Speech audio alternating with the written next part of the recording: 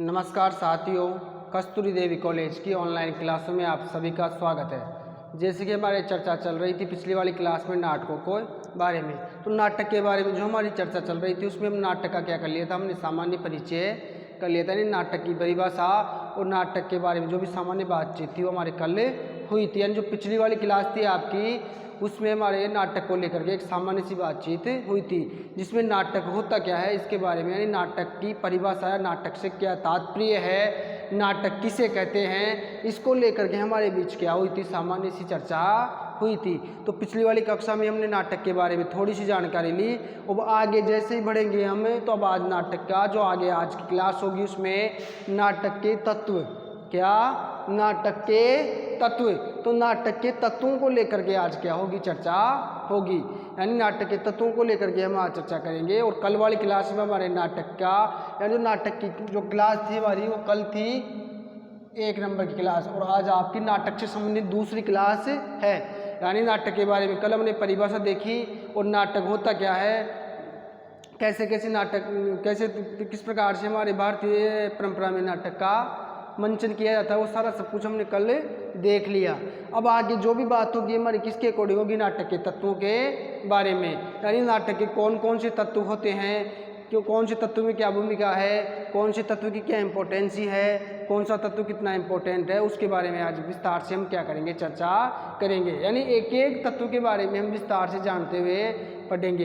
तो आपको ध्यान से सुनना है, तत्व आपके सामने है, ऐसे कैसे आप क्या कर लो, इनको पहले तो नोट कर लो। यानी सारे तत्व जो भी 7 तत्व गए आपके नाटक के, तो 7 तत्वों को आपको अपनी कॉपी में क्या करना है, नोट करना है। और फिर जैसे जैसे मैं एक एक तत्व को आपको समझाते चलूँ, उसी अकॉर्डिंग आपको क्या करना है, ध्यान से सुनना है कि कथा वस्तु तो क्या होती है, पात्र विधान किस प्रकार का होना चाहिए, संवाद कैसे होने चाहिए, संकलन तरह क्या होता है, भाषा शैली कैसी होनी चाहिए नाटक की, रस व उद्देश्य में होना चाहिए या नहीं होना चाहिए, रस आपको मिले या किस प्रकार से मिले, अभिनेता और मंचन, अभिनेता क्या होता है, मंचन किसे कहते हैं, सारा सब कुछ आपको क्या करना है, अच्छे से समझते हुए चलना है। इससे पहले आप क्या करो, आपकी कॉपी में पूरे पॉइंटों को ऐसे कैसे नाटक के जो तत्व है 7, उसको अपनी कॉपी में ऐसे कैसे नोट कर लो, क्योंकि नाटक जो आपके सिलेबस में है ये नाटक, इसमें से 2 व्याख्याएं और 2 क्वेश्चन आपके आएंगे।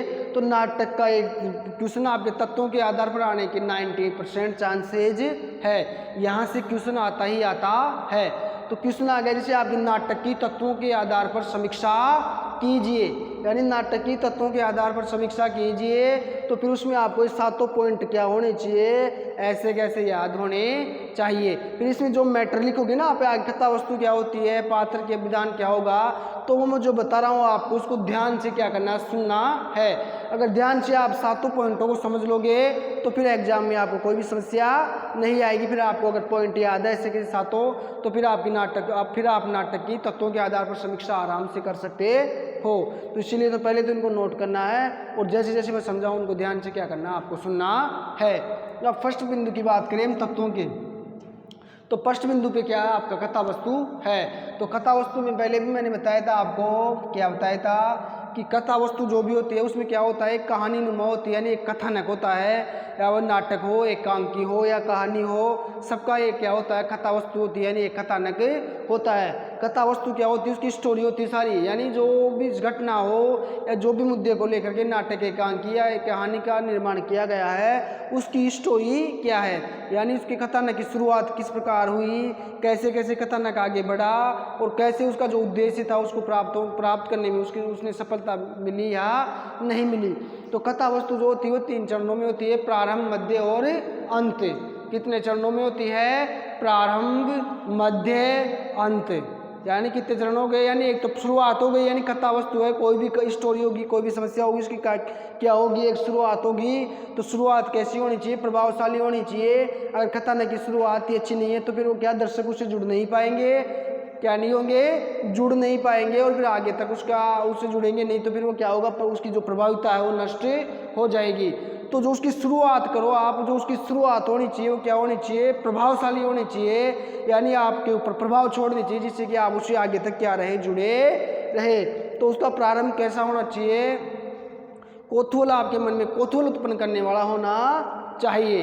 फिर बात होती है मध्य में धीरे धीरे क्या आपका कथानक बढ़ेगा, यानी कथा वस्तु की स्टोरी धीरे धीरे आगे बढ़ती जाएगी और फिर उसमें क्या आएगा, धीरे धीरे क्या होगा, यानी उसमें मध्य मतलब धीमा पड़ेगी धीरे धीरे वो, और फिर मध्य अवस्था तक आते आते क्या हो जाएगी, एक तरह से थोड़ी धीमी हो जाएगी। और फिर वहाँ से जैसे ही मध्य में आती है ये यहाँ, तो मध्य में आने के बाद में फिर वापस क्या होना चाहिए, ये अपने उद्देश्य की ओर अग्रसर होनी चाहिए, यानी तीव्र गति से अपने उद्देश्य यानी जिस उद्देश्य के लिए नाटक लिखा गया है या जिस उद्देश्य के लिए जो घटना प्रस्तुत की गई है वो उसका उद्देश्य सफल हो रहा है या नहीं, उसको सफलता की ओर अग्रसर करना पड़ता है लास्ट में, यानी जो लास्ट का वो जो बिंदु होगा तो लास्ट में वो अपनी प्रभावशीलता छोड़ते हुए उसका जो उद्देश्य उसकी ओर क्या होता है, कथानक अग्रसर होता है। तो फिर लास्ट में जाते जाते क्या होता है कि कथानक क्या हो जाता है, बहुत ही प्रभावी हो जाता है, यानी लास्ट का जो वर्णन हो ऐसा होना चाहिए जो कथानक जो उसका जो कथानक जो लेखक है या जो नाटककार है उसका उद्देश्य जो भी है वो क्या होना चाहिए, पूरा होना चाहिए, क्या नहीं उसकी इसकी कथानक को लेकर के उद्देश्य था जिसमें वो उसको सफलता मिलनी चाहिए। अगर वो उसमें सफल नहीं हुआ तो यानी वो नाटक क्या होगा, प्रभावी, यानी लास्ट तक यानी यहाँ से लेकर के यहाँ तक उसको दर्शकों में बांधने की क्या होनी चाहिए, कथानक में शक्ति होनी चाहिए। यानी कोई भी नाटक है तो सीधा बात है मंचन होगा, उसका क्या होगा, मंचन होगा। अब मंच पे कोई नाटक खेल रहे हो आप तो नाटक की शुरुआत हो गई, धीरे धीरे आगे बढ़ रहा है तो नाटक की कथा वस्तु ऐसी होनी चाहिए कि वो दर्शक को लास्ट तक एंड तक क्या रखे, जोड़ के रखे। अगर एंड तक वो जोड़ के नहीं रख पाता है कथानक या वो जोड़ के नहीं रखेगा दर्शकों को तो वो नाटक क्या हो जाएगा, अप्रभावी हो जाएगा, यानी वो अपना प्रभाव नहीं छोड़ेगा। अब प्रभावशाली जब भी होगा जब कोई स्टोरी आपको लास्ट तक क्या हुए है, जोड़े हुए हैं, यानी आप क्या हो उत्साहित हो उसको देखने के लिए, यानी आप पूरी तरह से क्या हो उत्साहित हो, आपके मन में द्वंद्व है कि मैं लास्ट तक इसको देखूंगा, यानी आप पूरी तरह से क्या हो गए, उससे जुड़ गए। तो वो जुड़ाव क्या होना चाहिए, उसके कथानक में होना चाहिए। इसीलिए कथानक कैसा होना चाहिए, प्रभावशाली होना चाहिए, कौतूहल पैदा करने वाला होना चाहिए, यानी लास्ट तक दर्शकों को अपने तरफ खींचना, उसका लास्ट तक दर्शकों की तरफ आकर्षण पैदा होना चाहिए, दर्शकों को अपनी तरफ आकर्षित करने वाला होना चाहिए। अगर ऐसा नहीं है तो फिर वो नाटक प्रभावी नहीं होगा और उसका कथानक प्रभावशाली नहीं होगा। अगर कथानक ही प्रभावशाली नहीं है तो फिर वो नाटक प्रभावशाली हो सकता है क्या, नहीं हो सकता। इसलिए एक नाटक के प्रभावशाली होने के लिए, नाटक की प्रसिद्धि के लिए आवश्यक है कि उसका कथानक दर्शकों को अपनी तरफ आकर्षित करने वाला होना चाहिए, यानी दर्शकों को अपनी तरफ खींचने वाला होना चाहिए, दर्शकों को अपनी तरफ खींच के बांध के यानी खींच के और अपनी तरफ बांध के रखने वाला होना चाहिए। यानी इसकी स्टोरी ऐसी होनी चाहिए जो दर्शकों को अपनी तरफ बांधे रखे, यानी दर्शक उसको देखने में क्या हो, रुचि उत्पन्न हो, उसको पूरा देख के उठे बीच में उनकी इच्छा छोड़ करके जाने के लिए। यानी स्टोरी ऐसी होनी चाहिए कि यानी कि आप देख रहे हो आपको स्टोरी में मजा नहीं आया यार, दर्शक क्या कर रहे हैं बीच में छोड़ के जा रहे हैं, तो ऐसी स्टोरी नहीं होनी चाहिए। तो ये कथानक की कथा वस्तु की क्या हो गई, विशेषता हो गई, यानी कथानक की उसके कथानक की विशेषता होती है। अब बात करें सेकंड तत्व की, किसकी, जो सेकंड नंबर का तत्व है इसकी, उसकी बात करें तो सेकंड नंबर पे इसके तत्व कौन सा है, पात्र विधान। कैसा है, कौन सा तत्व है, पात्र विधान, यानी नाटक में कौन कौन से पात्र होने चाहिए, कौन कौन से पात्र है उनके बारे में नॉलेज होनी चाहिए। जैसे कोई अभी तो नाटक है हम तत्व पढ़ रहे हैं, लेकिन मान लो कोई जैसे कोणार्क नाटक हो गया जगदीश चंद्र माथुर का आपके, तो कोणार्क नाटक का नाम लेकर के स्पेशल आपको पूछे कि कोणार्क नाटक की तत्वों के आधार पर समीक्षा कीजिए, तो फिर वो स्टोरी जो मैंने बताई ना आपको, फिर जो वो स्टोरी है उसके अकॉर्डिंग लिखना है यहाँ पे कि उसकी स्टोरी क्या है, उसी के अकॉर्डिंग उसकी कथा वस्तु आएगी और उसी के अकॉर्डिंग उसके पात्र विधान यानी कौन कौन से पात्रों की क्या क्या भूमिका है वो सारा सब कुछ क्या देखना पड़ेगा आपको, उस नाटक के अकॉर्डिंग देखना पड़ेगा। क्योंकि यहाँ पे अगर ऐसे नॉर्मली आपके जनरली क्वेश्चन आता है कि नाटक के तत्वों के आधार पर समीक्षा कीजिए, तो उसमें क्या करना आपको, जनरली पे जो भी उसके तत्व हैं तत्वों की क्या क्या यानी तत्व कौन कौन से हो गए वो ध्यान रखना है आपको, और कौन कौन से तत्वों की क्या क्या भूमिका वो भूमिका लिखनी है आपको। अगर आपको नाटक का नाम दे कि कोणार्क नाटक की तत्वों के आधार पर समीक्षा कीजिए, तो फिर सारा फोकस कहाँ पे होना चाहिए आपका, तत्व तो आपको याद रहनी चाहिए, लेकिन सारा फोकस कहाँ पे होना चाहिए आपका, उसकी स्टोरी पे यानी उसकी कथानक पे फोकस होना चाहिए। तो फिर वो जो कथा वस्तु आएगी वो उसी के अकॉर्डिंग आएगी, अब इसकी कथा कौन सी है, कौन सा इसका विषय वस्तु है तो वो लेनी पड़ेगी आपको कहाँ पे, कथा वस्तु में। उसमें कथा ना यानी पूरी स्टोरी इसमें आपको देनी पड़ेगी, क्या क्या स्टोरी की विशेषता है, क्या उसका उद्देश्य है, किस प्रकार लेखक अपने उद्देश्य में सफल हुआ है या नहीं हुआ है। अगर पात्रों की फिर वहाँ बात करें तो पात्रों में फिर आप उसी पात्रों के अकॉर्डिंग लेना पड़ेगा जो आपका नाटक पर्टिकुलर है, उसमें कौन कौन से पात्र है और कौन कौन से पात्रों की क्या क्या भूमिका है, फिर वो आपको उस नाटक के हिसाब से लिखनी है। और अन्यथा अगर आप तो नाटक के नॉर्मली तत्व पूछे तो उसमें पात्र विधान कैसा होना चाहिए, जीवंत व सजीव। पात्र कैसे होने चाहिए, जीवंत, यानी पात्र अगर अपना जो क्या कर रहे हैं, नाटक कर रहे हैं यानी मंच कर रहे हैं, अभिनय कर रहे हैं, तो वो आपको जीवंत लगने चाहिए, यानी ऐसे कैसे महसूस होना चाहिए कि वाकई में कोई ये हकीकत में हमारे सामने घटना घटित हो रही, यानी आपको जीवंत महसूस होनी चाहिए घटना। जैसे मान लो कोई रामायण करता है, रामायण का मंचन करता है, तो उसमें किसी को राम बनाते हैं, किसी को हनुमान जी बनाएंगे, किसी को रावण बनाएंगे, तो जो राम का रोल करा तो हमें वाकई में ऐसा लगना चाहिए कि साक्षात्कार राम हमारे सामने प्रस्तुत है। अगर कोई रावण का किरदार निभा रहा है तो हमें ये महसूस होना चाहिए कि हाँ वाकई में रावण लग रहा है, यानी रावण का फीलिंग आपके अंदर से आनी चाहिए, हाँ वाकई में रावण को अपनी आंखों के सामने देख रहा हूँ। तो कहने का मतलब ये है कि पात्र कैसे होने चाहिए, जीवंत लगने चाहिए आपको, यानी सजीव लगने चाहिए। कैसे लगने चाहिए, सजीव, ये नहीं कि आपको ये निर्जीव लग रहे हो, पात्र आपको बिल्कुल ऐसा लग रहा हो आए तो लग ही नहीं रहा है कि कोई मंचन हो रहा है, और आपको साफ ऐसा बोरिंग महसूस हो रही हो, आपको लग ही नहीं रहा हो कि राम की भूमिका को अच्छे से निभा रहा है। यानी पात्र क्या होना चाहिए, अपने किरदार में पूरी तरह से घुस जाना चाहिए, यानी किरदार में अपने आप को ही भूल जाए, उसको ये खुद को भी ये महसूस होना चाहिए कि हाँ मैं राम की भूमिका, मैं भी राम ही हूँ। तो अगर वो इस सोच के साथ अगर अपना किरदार निभाएगा तो फिर वो क्या आएगी, उसमें जीवंतता और सजीवता अपने आप ही आ जाएगी। यानी पात्र पूरी तरह से अपने किरदार में खो जाना चाहिए। अगर वो पूरी तरह से अपने किरदार में नहीं खोएगा तो उसमें क्या नहीं आएगी, पात्रों में जीवंतता और सजीवता कभी भी नहीं आ सकती। फिर आपको क्या, वो नॉर्मली जो पात्र है उसका जो नॉर्मल है, वो जो इंसान है वही आपको महसूस होगा, और जिसका वो किरदार कर रहा है वो आपको महसूस नहीं होगा। और ये तत्व क्या हो जाएगा, फिर वहाँ पे फ्लॉप हो जाएगा, यानी इस तत्व के आधार पर फिर क्या आ जाएगा, नाटक सफल नहीं होगा। तो नाटक की पात्र विधान की यानी पात्रों की सफलता के लिए आवश्यक है कि पात्रों का किरदार कैसा होना चाहिए, जीवंत और सजीव होना चाहिए। कैसा महसूस होना चाहिए कि पात्र जीवंत है और पात्र सजीव है, ऐसा आपको महसूस होना चाहिए। तो दो तत्व क्या हो गए, आपके कंप्लीट हो गए। तो जैसे जैसे मैं आपको समझाते जा रहा हूँ वैसे वैसे आपको अच्छे से सुनना है, ध्यान से सुनते और समझते हुए क्या करना है, आपको आगे बढ़ना है। अब आगे नेक्स्ट बिंदु की बात करें, तीसरे, तो संवाद कथोपकथन। तो संवाद और कथोपकथन क्या होते हैं, मालूम है क्या किसी को? संवाद और कथोपकथन किसे कहते हैं? तो संवाद और कथोपकथन का मतलब यह है, यानी संवाद किसे कहते हैं, संवाद या कथोपकथन, संवाद को कथोपकथन कहते हैं। तो ये संवाद या कथोपकथन होते क्या है, यानी जो पात्र आपके पात्रों के बीच में जो वार्तालाप होगा, यानी जो बातचीत होगी, वही क्या कहलाते हैं, संवाद कहलाते हैं। यानी वही कथोपकथन या संवाद कहलाते हैं। यानी आपस में जो चर्चा होगी पात्रों के, वही क्या कहलाएगा, संवाद कहलाएगा। अब संवादों की क्या विशेषताएं होनी चाहिए, सहज व स्वाभाविक। कैसे होने चाहिए, सहज, यानी सरल व सहज होने चाहिए, यानी आम व्यक्ति के भी क्या होने चाहिए, समझ में आने चाहिए। जैसे मान लो कोई नाटक है, अब नाटक का क्या हो रहा है, मंचन हो रहा है, अब कोई भी पात्र किसी किरदार की भूमिका में आपके सामने नजर आ रहा है, तो वो कैसा होना चाहिए, सहज, यानी उसकी भाषा सहज होनी चाहिए, आपके समझ में अच्छे से आनी चाहिए कि वो क्या कहना चाहता है, वो उस किरदार का रोल हूबहू निभा रहा है या नहीं, यानी उस रोल को वो सहज रूप से निभा रहा है या नहीं।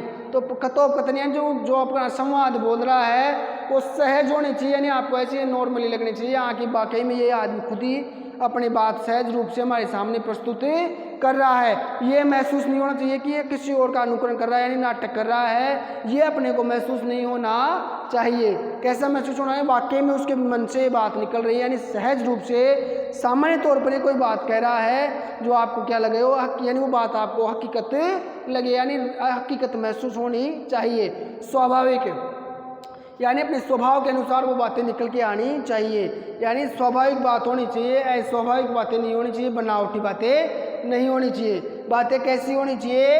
स्वाभाविक, जो आपके दिल से मन से आ रही है वो बातें क्या होनी चाहिए?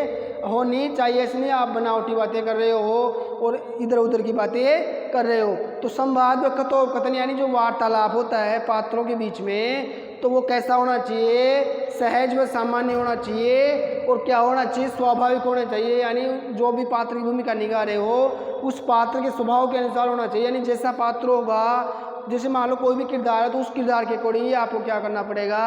अपना संवाद बोलना पड़ेगा। जैसे रावण है तो रावण की जो बोलने का स्टाइल है तो उसी में क्या होना चाहिए? वो स्वाभाविकता उसमें आनी चाहिए। किसमें? जो उसका किरदार निभा रहा है उसमें। यानी उस स्वाभाविकता का वो क्या होना चाहिए? ध्यान रखना चाहिए। अगर स्वाभाविकता और सहजता नहीं रहेगी तो फिर क्या होगी? वो संवाद जो है वो अप्रभावी हो जाएंगे। क्या हो जाएंगे? अप्रभावी। यानी संवाद पूरी तरह से अप्रभावी हो जाएंगे। तो संवादों की प्रभावशीलता के लिए जरूरी है कि संवाद कैसे होने चाहिए? सहज और सामान्य होने चाहिए। सबके आराम से समझ में आने वाले होने चाहिए। ये नहीं आप जो बोल रहे हो दर्शकों के समझ में नहीं आ रहा। अगर दर्शकों के समझ में नहीं आएगा तो फिर वो नाटक प्रभावशाली हो जाएंगे, वो अपना प्रभाव पूरी तरह से नहीं छोड़ेगा। यानी जो कहना चाहता है वो उस किरदार के माध्यम से वो पूरी तरह से आपके सामने आपको समझा नहीं पाएगा। इसलिए कैसे होने चाहिए? सहज और सरल और स्वाभाविक भाषा में होने चाहिए। अब बात करें से 4th नंबर पे, संकलन त्रय। तो नाटक का एक तत्व क्या होता है? संकलन त्रय भी होता है। अब संकलन त्रय क्या होता है? इसे 3 चीज़ों का ध्यान रखना पड़ता है। किसका? स्थान, समय और कार्य। स्थान, समय, कार्य। यानी जो नाटक है तो जो भी नाटक है आपका तो उसमें संकलन त्रय एक तत्व होता है। यानी जो उसमें कौन कौन सी चीज़ों का ध्यान रखना पड़ता है? संकलन त्रय। संकलन का मतलब यानी एक जगह संकलित करना, त्रय यानी 3 को, यानी 3 बातों को, 3 चीज़ों को आप क्या कर रहे हो? एक तरह से एक जगह संकलित कर रहे हो, यानी एक जगह इकट्ठा कर रहे हो। तो कौन कौन सी होनी चाहिए? वो स्थान, समय, कार्य। तो स्थान यानी नाटक का, जो भी नाटक है जो लिखा गया है, मंचित किया जा रहा है, तो कोई स्थान विशेष तो होगा ही ना। भाई कौन से स्थान पे नाटक गठित हुआ है? तो स्थान होना चाहिए। काल यानी समय, यानी कौन से समय, यानी इसका समय क्या है, कब का है, कौन से साल का है, कितने बजे घट रहा है, ये कितने बजे की घटना है। तो यानी एक समय का भी उसमें क्या होना चाहिए? उल्लेख होना चाहिए। यानी स्थान के साथ साथ किसका भी उल्लेख होना चाहिए? समय का। अगर और समय के साथ में क्या? कार्य का भी उल्लेख होना चाहिए कि कौन से कार्य का इसमें वर्णन किया गया है। यानी जो भी नाटक हो वो एक स्थान विशेष होगा, उसमें कार्य विशेष होगा और समय विशेष उसमें होना चाहिए।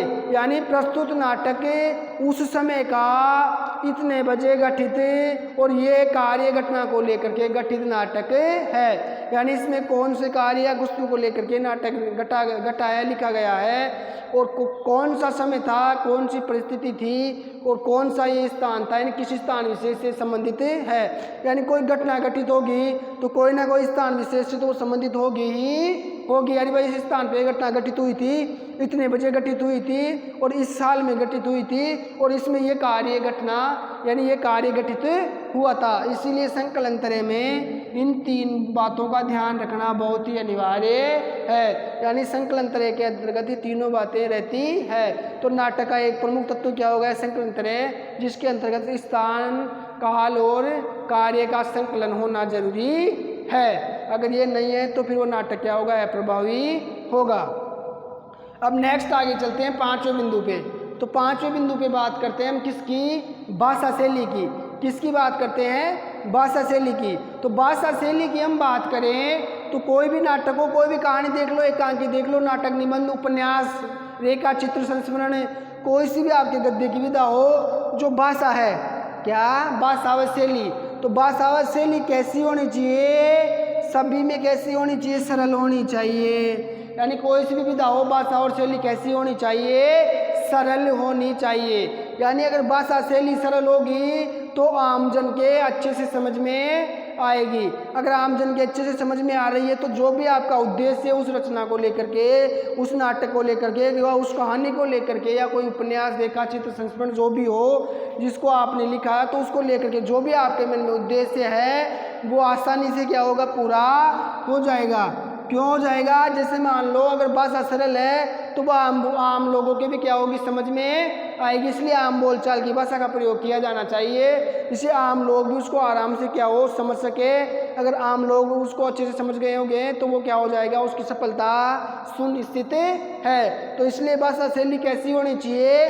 सरल व नाटकीय पूर्ण होनी चाहिए। अब नाटक की कैसी होनी चाहिए? सबकी तो सरल होनी चाहिए, लेकिन नाटक के लिए सरल व नाटकीय होनी चाहिए। यानी नाटक के लिए नाटकीय होना जरूरी है कि किस प्रकार से नाटकीय भाषा होती है। और व्यंजक यानी व्यंजना भी होनी चाहिए, यानी क्या होना चाहिए, उसमें व्यंग्य भी थोड़ा बहुत होना चाहिए। यानी व्यंग्यात्मक भाषा का भी प्रयोग किया जाता है किसमें? नाटक में। नाटक में आप व्यंग्यात्मक भाषा का प्रयोग भी कर सकते हैं, जिससे क्या नाटक में क्या आएगा, और थोड़ा उसकी विशेषता बढ़ेगी। यानी व्यंग्य के तौर पर आप कुछ बात कहोगे तो उसमें लाक्षणिकता आएगी। लेकिन ये नहीं कि ज़्यादा आप व्यंग्य में बात करो। आम बोलचाल की श्रेणी में भी क्या होनी चाहिए, आम बोलचाल की श्रेणी में भी बातचीत होनी चाहिए। इसीलिए भाषा शैली का भी स्पेशल ध्यान रखा जाता है नाटक के तत्वों के अकॉर्डिंग, यानी कौन सी भाषा का कौन सी जगह पे, यानी कि जगह विशेष के आधार पर भी भाषा का क्या रखना पड़ता है, हमको भाषा रखनी पड़ती है। यानी कौन सी जगह पे कौन सी किस भाषा का इस्तेमाल होगा, किस जगह पे कौन सी भाषा सर्वाधिक काम की रहेगी, तो वो सारा सब कुछ क्या रखना पड़ता है, हमको ध्यान रखना पड़ता है कि कौन सी शैली प्रभावशाली है, कौन सी नहीं है, कौन सी जगह पे कौन सी शैली का प्रयोग करना चाहिए। इसलिए भाषा शैली के अकॉर्डिंग हमें सरल व नाटकीय व्यंजकता क्या होनी चाहिए, भाषा शैली सरल होनी चाहिए, नाटकीय प्रधान होनी चाहिए और व्यंजकता पूर्ण होनी चाहिए। अब नेक्स्ट बिंदु की चर्चा करते हैं हम, किसकी? रस व उद्देश्य। किसकी? रस व उद्देश्य। तो रस व उद्देश्य की बात करें हमें, तो नाटक है तो नाटक में क्या होना चाहिए? रस होना चाहिए। क्या? अगर अब आप नाटक मान लो आपके सामने खेला जा रहा है तो उस नाटक को आप मंच में देख रहे हो तो वो कैसा लगना चाहिए? आपको रस प्रदान करने वाला होना चाहिए। यानी आपको देखो तो मन में क्या होना चाहिए? आपको अच्छा महसूस होना चाहिए, यानी आपको रस प्राप्त होना चाहिए। नाटक जैसे मूवी देख के आती है तो आप कभी कभी आप मूवी देख के यार आपको बहुत अच्छी लगी मूवी, तो आपका मन क्या हो जाता है? प्रसन्न हो जाता है। तो उसी प्रकार रस, तो रस भी क्या है? प्रसन्नता का सूचक है। यानी आप नाटक देख के आए हो तो आपको क्या होना चाहिए? प्रसन्नता होनी चाहिए, यानी रस प्राप्त होना चाहिए। वह उद्देश्य, क्या? उद्देश्य, यानी कोई भी रचना हो उसका कुछ ना कुछ उद्देश्य होता है। तो नाटक जो भी हो, आपकी कोणार्क ले लो या कोई सा और भी नाटक ले लो, तो एक उसका क्या होता है? उद्देश्य होता है। यानी कोई भी रचना हो उसका लिखने के पीछे क्या होता है? एक उद्देश्य होता है। अगर वो उद्देश्य आप उसको उद्देश्य को पूरा करने में या उस उद्देश्य को करने में आप क्या हो गए? सफल हो गए, तो वो नाटक क्या कहलाएगा? फिर सफल नाटक या रचना क्या कहलाएगी? सफल रचना कहलाएगी। यानी उसकी सफलता के लिए जरूरी है कि वो उसका जो भी उद्देश्य है वो क्या होना चाहिए? पूरा होना चाहिए। यानी जिस उद्देश्य के लिए नाटककार ने नाटक लिखा है उसका वो उद्देश्य अगर पूरा होता है तो वो नाटक क्या होगा? एक सफल नाटक कहलाएगा। क्या कहलाएगा? सफल नाटक है। तो रस व उद्देश्य भी नाटक के क्या है? एक तत्व है। यानी रस प्राप्त होना चाहिए नाटक को देखते समय आपको, और जो नाटक को आपने जो मंचन कर रहे हो, जिस उद्देश्य के लिए आप मंचित कर रहे हो या जिस उद्देश्य के लिए आपने नाटक लिखा है, वो उद्देश्य भी आपका क्या होना चाहिए? पूरा होना चाहिए। अगर वो उद्देश्य आपका पूरा होता है तो वो नाटक कैसा नाटक कहलाएगा? एक सफल नाटक की श्रेणी में वो आएगा। अब बात करें लास्ट जो फाइनल बिंदु है आपके, अभिनेता व मंच नेता। तो नाटक का सबसे महत्वपूर्ण तत्व है ये, क्या है? सबसे महत्वपूर्ण तत्व क्या है? ये सबसे महत्वपूर्ण तत्व, यानी अभिनेता व मंच नेता सबसे इम्पोर्टेंट तत्व है। यानी इनके बिना नाटक क्या है? अधूराई है। यानी नाटक है तो उसमें मंचन क्या है? अनिवार्य है। यानी अभिनय क्या हो गया? अनिवार्य हो गया, क्योंकि नाटक लिखाई किसके लिए जाता है? मंच नेता के लिए या अभिनेता के लिए। यानी नाटक मंचन के लिए लिखा जाता है। अगर उसका मंचन ही नहीं कर सकते तो फिर वो नाटक सफल नाटक की श्रेणी में नहीं आता है। यानी आप उसको सफल नाटक नहीं कह सकते। इसीलिए नाटक के बारे में एक तत्व ये बहुत इंपॉर्टेंट तत्व है कि वो अभिनेता उसमें होना चाहिए, यानी मंच नेता उसमें विद्यमान होनी चाहिए। तो कोई सा भी नाटक लिखो वो मंचन के लिए ही लिखा जाता है। यानी नाटक को लिखते हैं आप तो उसमें का मंचन होना जरूरी रहता है। अब अपने भारतीय सिनेमा क्या होता है कि पहले नाटक लिख देते हैं और फिर बाद में क्या होता है मंचन होता है, तो उसकी जो कमियां उसमें क्या बहुत सारी रह जाती है। विदेशों में क्या करते हैं, पहले मंचन करते हैं फिर उसको प्रकाशित करवाते हैं, यानी पहले नाटक का क्या करेंगे, मंचन करेंगे। अगर मंचन में कोई दिक्कत नहीं आई तो उसको प्रकाशित कर देंगे, अब दिक्कत आती है तो उसको सुधार के और फिर उसका क्या किया जाता है, प्रकाशन किया जाता है। लेकिन अपने भारत में क्या करते हैं, पहले प्रकाशन कर देते हैं फिर बाद में उसका क्या होता है, मंचन होता है। तो फिर बाद में कोई कमियां दिखाई देती है तो लेखक उसमें क्या करते हैं, फिर चेंजेज करते हैं और नया संस्करण निकालते हैं, जैसे अपना कोणार्क में निकाला गया। तो कहने का मतलब ये है कि अभिनेता और मंचनेता क्या है, नाटक के सबसे इंपॉर्टेंट तत्व है। क्या है, सबसे महत्वपूर्ण तत्व है अभिनेता और वह मंचनीयता। तो ये नाटक के तत्व है आपके। अब नेक्स्ट जो आगे क्लास होगी उसमें नाटक की विशेषताओं के बारे में हम चर्चा करेंगे। नाटक का सामान्य परिचय हमारे हो गया, नाटक की परिभाषा हो गई, अब नाटक के तत्व हमारे आज कंप्लीट हो गए। अब नेक्स्ट जो क्लास आएगी उसमें नाटक की क्या करेंगे, हम विशेषताओं के बारे में विस्तार से चर्चा करेंगे। तो नाटक के तत्व कितने हो गए, 7। सातों को आपको क्या करना, कॉपी में नोट करना है। तो फर्स्ट नंबर पे कौन सा हो गया, कथा वस्तु, यानी वो जो उसकी स्टोरी है वो किस प्रकार स्टोरी होनी चाहिए, कैसे कैसे उसके भाग है वो।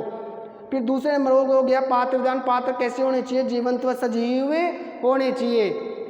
संवाद व कथोपकथन, संवाद व कथोपकथन कैसे होने चाहिए, सहज स्वाभाविक, यानी आम व्यक्तियों के भी समझ में आने चाहिए। संकलन तरह, यानी संकलन तरह एक तत्व है, इसमें 3 बातों का संकलन किया जाता है, काल, स्थान और कार्य। काल, स्थान और कार्य। भाषा शैली आप समझते हो, भाषा कैसी होनी चाहिए, सरल एवं सुस्पष्ट, यानी आम लोगों की समझ में आने वाली होनी चाहिए, नाटकीय होनी चाहिए और व्यंजक प्रदान होनी चाहिए। रस व उद्देश्य, यानी कोई भी रचना हो उसका कोई ना कोई उद्देश्य हमेशा लेखक का रहता है। और रस, यानी नाटक को आप देखो तो आपको क्या होना चाहिए, रस प्राप्त होना चाहिए, यानी आप नाटक देखो तो आपको क्या होना चाहिए, मजा आना चाहिए।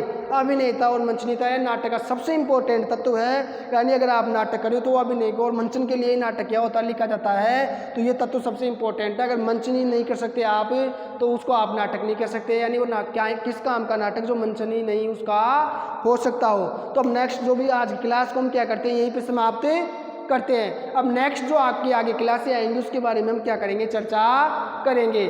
तो आज के लिए इतना ही, धन्यवाद।